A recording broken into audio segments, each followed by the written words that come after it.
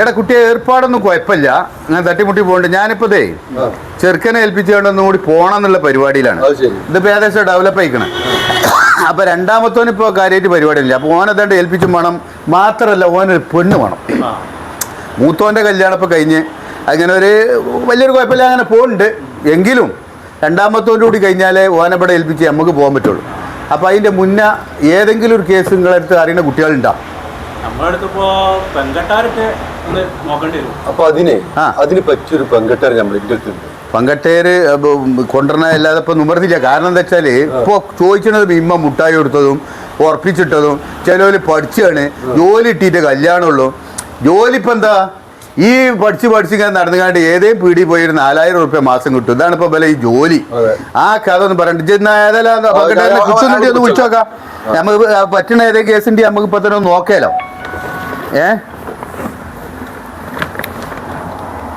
Hello നാണിയാക്ക, നിങ്ങൾ എവിടെ ഉള്ളേ? ഞാൻ മണ്ണിപ്പിലാക്കട്ടെ, ഒന്നും കിട്ട് വരും കേട്ടോ.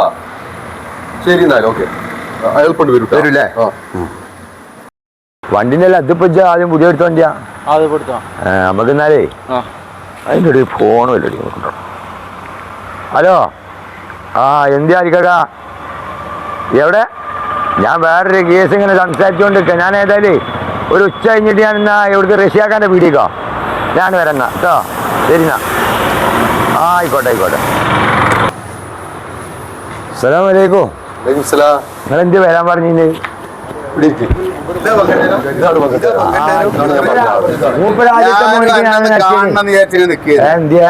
ആദ്യത്തെ ആ കല്യാണം ഉണ്ടല്ലോ ഉണ്ടാക്കി, അത് അന്ന് വലിയ ഡയലോഗൊക്കെ അടിച്ച് ലോട്ടറി കിട്ടിയ മാതിരിയാണ്. ഇപ്പൊ എന്റെ മോനും ആ പെണ്ണും ദിവസം അടിയാ. അപ്പൊ അതല്ലേ ഞാൻ നിങ്ങളോട് ആദ്യം തന്നെ പറഞ്ഞത്, എന്താ ലോട്ടറി മാതിരിയാണെന്ന്. ലോട്ടറി ആകുമ്പോ ഇറക്കി അടിച്ചൂലേ? നിങ്ങൾ വെറുതെ